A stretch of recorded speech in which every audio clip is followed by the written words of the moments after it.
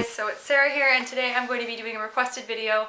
Thank you so much to Maria Dolly for requesting this. I'm really excited to do it.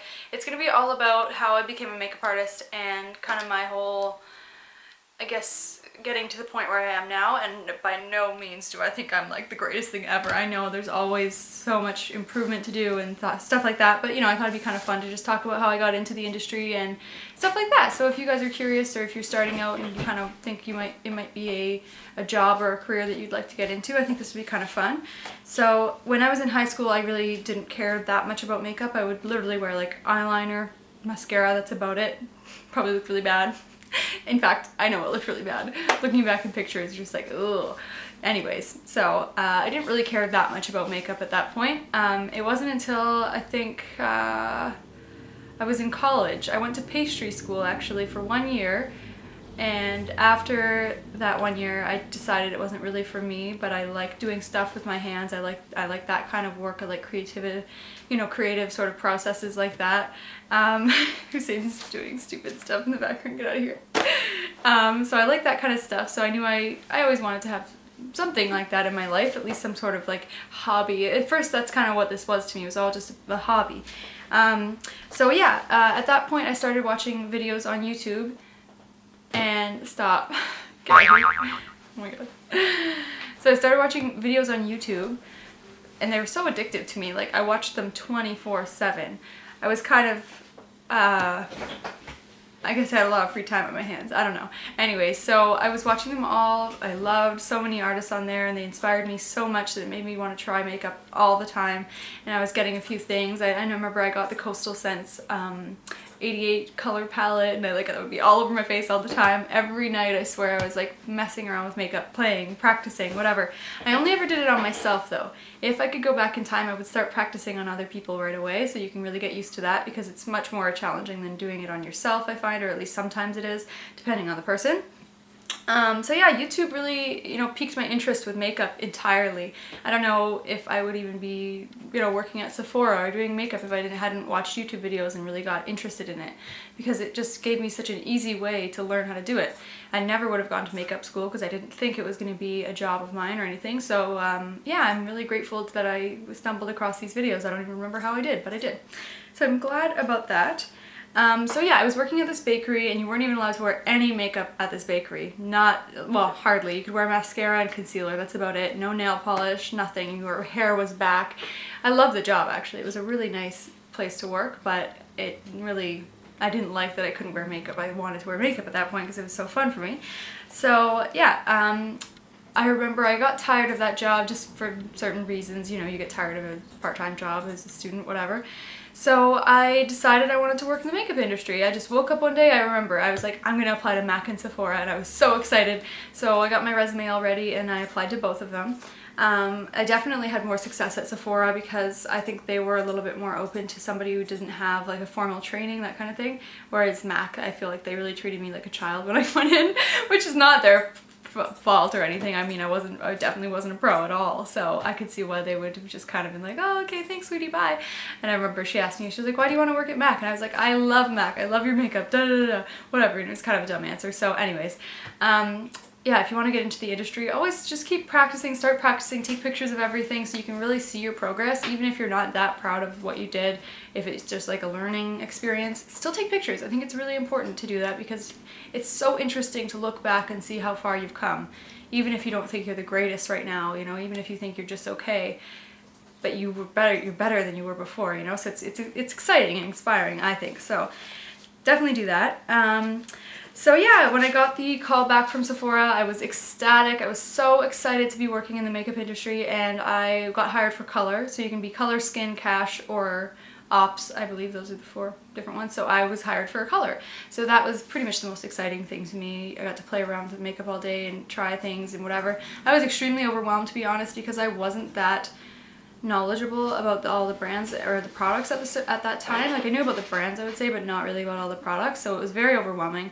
But I did get the hang of it, and I'm really, really glad that I stuck it out. And through that, I just started practicing on people at Sephora, and sorry. And I had some nice people who I worked with who really kind of guided me, I guess, in a way. It's nice to have somebody that you can really ask advice to and things like that. And I actually have people now that I would say I ask, you know, different people than before. But I remember I was talking to this girl, Tina, and she was really nice, and she always would, you know, she was very encouraging, and she would say, don't worry, it's just makeup. If they don't like it, they can wipe it right off. You just practice there. I was like, okay. So that was kind of a great mentality to go into, because I was actually really nervous that people wouldn't like what I did or something like that. You know, it made me really nervous, but she was just like so nonchalant about it. She's like, it's just makeup. They can wipe it right off. So I would say when you're learning, just don't be shy and don't take it personally. You can just say, if you don't like it, please be honest with me. Just, you can change it, you can take it off, whatever, you know, just be honest. And I think that's a really important way to grow as well, because if you just kind of brush it aside and be like, oh, I hope they like it, okay, get out of here, bye. Don't really ask them for feedback, or if they like it, or if they want something different, then I don't think you're gonna grow as much as if you did ask them. So that's something as well.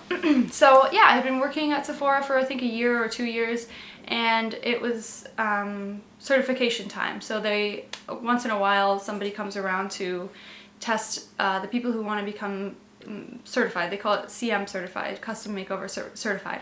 And I did get certified the first try. That was right there, my little thing. I thought it'd be cute in my makeup area.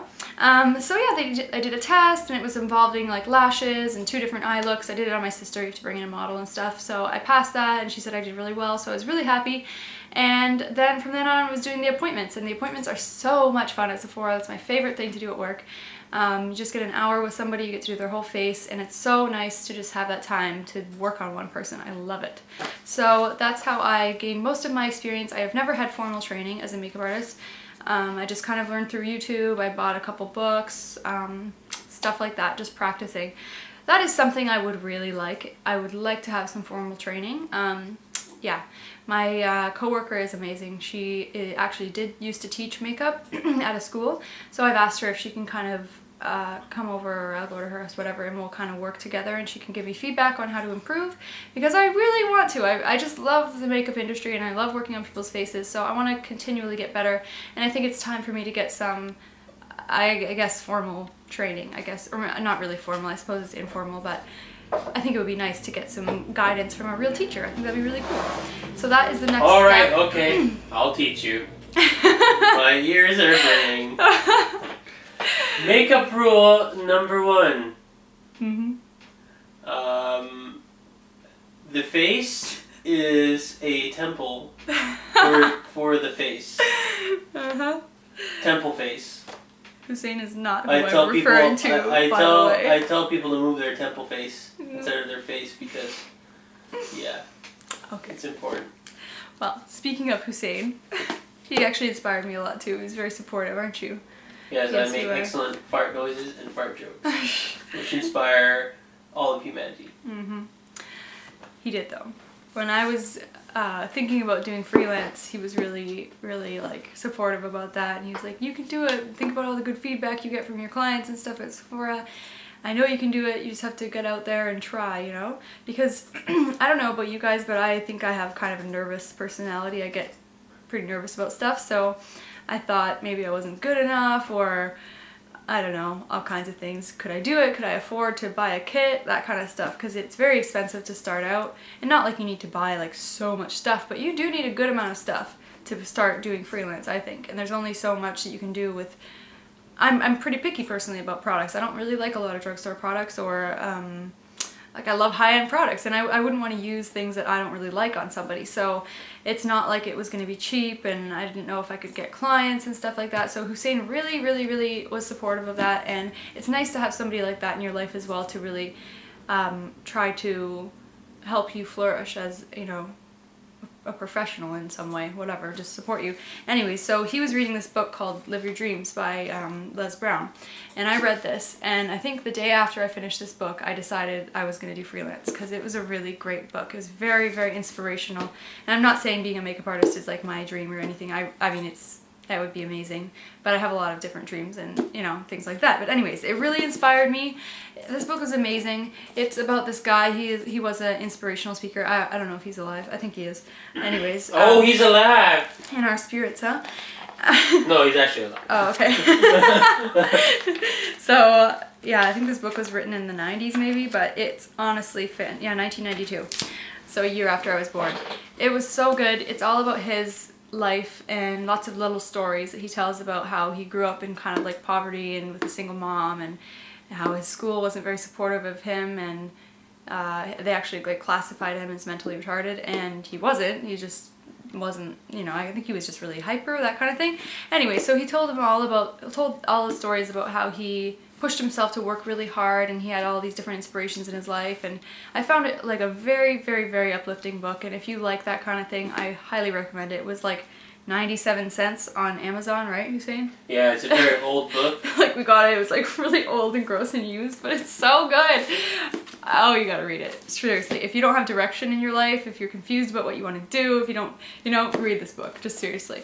I wish I had read it years ago, because I feel like it would have made me think really differently about trying things, you know? I used to be more afraid of trying things rather than thinking like, if I try it and I hate it, it's okay, try something else, you know? I used to just be like, oh, I don't think I'll like it, I might as well just not do it.